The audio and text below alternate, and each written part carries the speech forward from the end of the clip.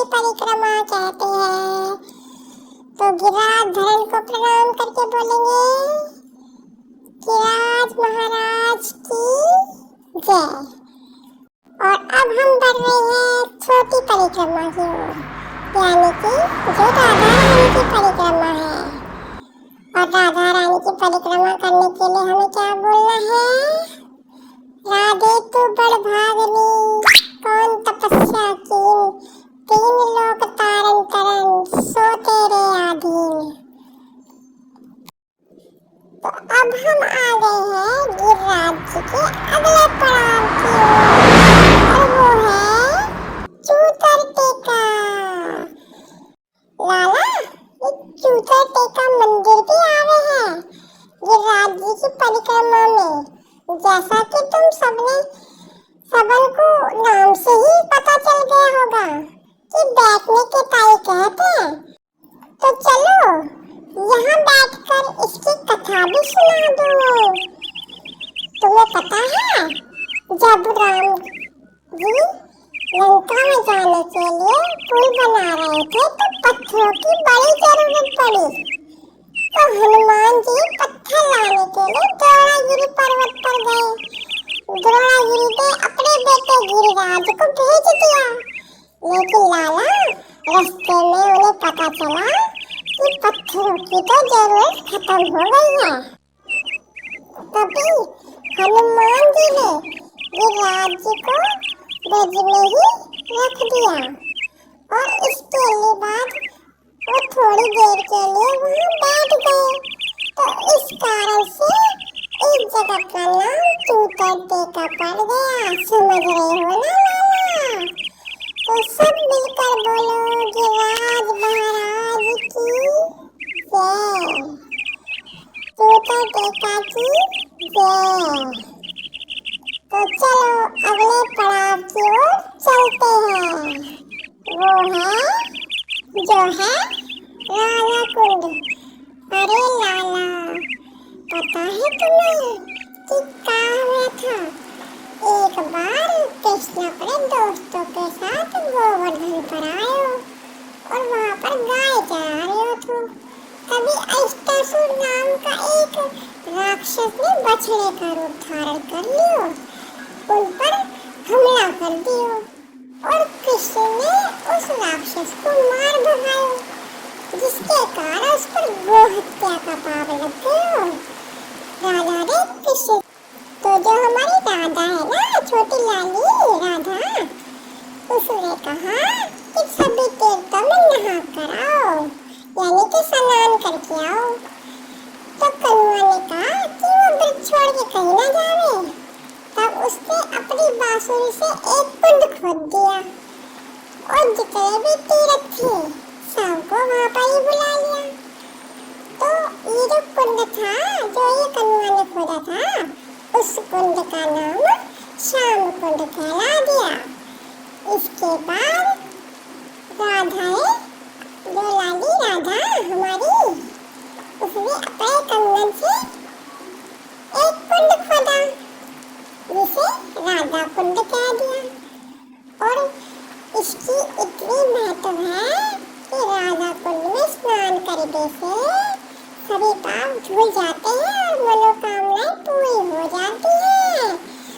और लाला, तुम्हें पता है, यहाँ की एक महत्वपूर्ण बात जरूर बताता हूँ कि इस कुंड में होली अष्टमी की रात्रि को स्नान करने से, जो कि संतान प्राप्ति जिनको न होवे ना, उन्हें संतान की प्राप्ति भी हो जावे, क्योंकि 33 करोड़ देवी देवता यहाँ पे स्नान करने को आवे। तो ये था श्याम कुंड और राधा कुंड का रहस्य। तो बोलो राधा रानी की जय। तो अब चलते हैं अपने अगले पड़ाव, यानी कि कुसुम सरोवर की ओर। जाना था कुसुम सरोवर कहाँ है?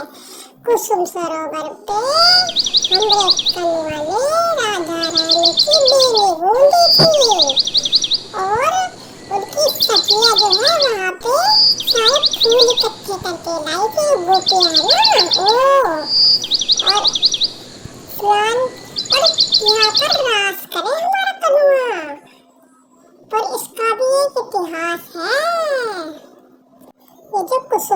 और है ना, ये कुसुमा सखी का कुंड है।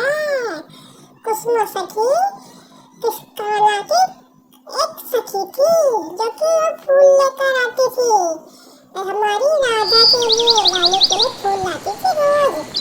और हमारा कनुआ उसी सरोवर। तो लाला चलो अब हम चलते हैं गोवर्धन के आखिरी पड़ाव पर, यानी कि मानसी गंगा। ये मानसी गंगा है ना, कहते हैं कि एक बार जब नंद और यशोदा थे तो उन्होंने कन्वा से कहा कि गंगा का स्नान करवा के लेकर आओ मेरे को।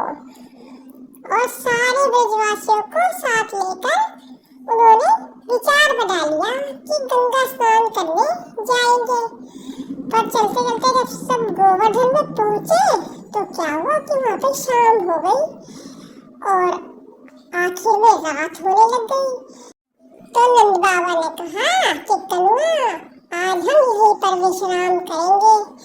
और वो एक जो था जगह को देखकर वहां पर सोने का उनको विचार हो गया।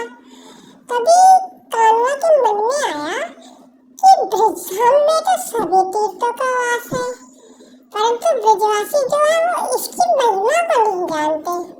चलो इसके लिए इसका मैं कोई समाधान निकाल। तो जब कन्वा ने ऐसा मन में सोचा तो मानसी गंगा जी जो थी वो गिरिराज की तलहटी में प्रकटी हो गई। और सुबह उठकर सारे ब्रजवासियों ने गिरिराज की तलहटी में जब श्री गंगा जी को देखा तो वो घबरा गए कि ये क्या हुआ। सभी को घबराया हुआ देखकर कन्वा बोला कि इस जो ब्रजभूमि है कि सेवा के लिए तीनों लोगों के सभी तीर्थ यहाँ पर विराजते हैं, परंतु फिर भी आप लोग ब्रज को छोड़कर गंगा स्नान के लिए जा रहे हो। तो इसी कारण से मैंने गंगा जी को आपके सम्मुख अभिभूत कर दिया है। अतः आप लोग जो है वो यहीं पर जल से स्नान करो। तो नंद बाबा ने जो कृष्ण की बात थी वो सुनकर सब गोपियों के साथ इसमें स्नान कर लिया। और रात हुई तो सबने दीपदान किया। तो लाला ये थी मानसी गंगा की कथा, ये थी मानसी गंगा की। अरे देखो तो सही आज मुझे क्या मिला है, राधा रानी का प्रसाद, ये मोदक और ये पेड़ा। अरे भाई इससे बड़ी और कृपा क्या होगी। राधा रानी ने खुद बुलाया था, तभी तो इतनी भीड़ में मेरे हिस्से का प्रसाद बचा रहा। चलो अब इसे खा के राधे नाम जपते हैं, राधे राधे। देखो तो अरे लाला लाली अम्मा बाबू जल्दी जल्दी आओ, राधा रानी का प्रेम है, कोई साधारण भोग नहीं है। ये जो मोदक है ना इसमें राधे नाम की मुस्कान घुली है, और ये जो पेड़ा है ये श्री कृष्ण ने खुद चख के छोड़ा है, बचा हुआ तो मुझे मिला। अब तुम भी इसे पाओ। गर्मा गर्म खिचड़ी भी है, आलू की सब्जी भी है, पूरी भी है, हलवा भी है। ये राधा रानी का भंडारा है जो चलता नहीं बहता है, प्रेम की गंगा के जैसा। तुम भी बोलो राधे राधे, हम भी बोले राधे राधे, प्रेम से बोलो राधे। लो जी आओ जल्दी आओ, ये है राधा रानी का प्रसाद। ये सिर्फ खाने का नहीं, ये तो है उनकी करुणा का प्रसाद। तुम भी बोलो राधे राधे, प्रेम से बोलो राधे राधे। भंडारे में जो करे सेवा उस पे राधा रानी बरसाए अपनी कृपा का मेवा। कथा तो अब हमारी जो परिक्रमा है वो हो गई है संपूर्ण। तो आप सबको राधे राधे। अगर आपको ये मेरी वीडियो अच्छी लगी हो तो कृपया करके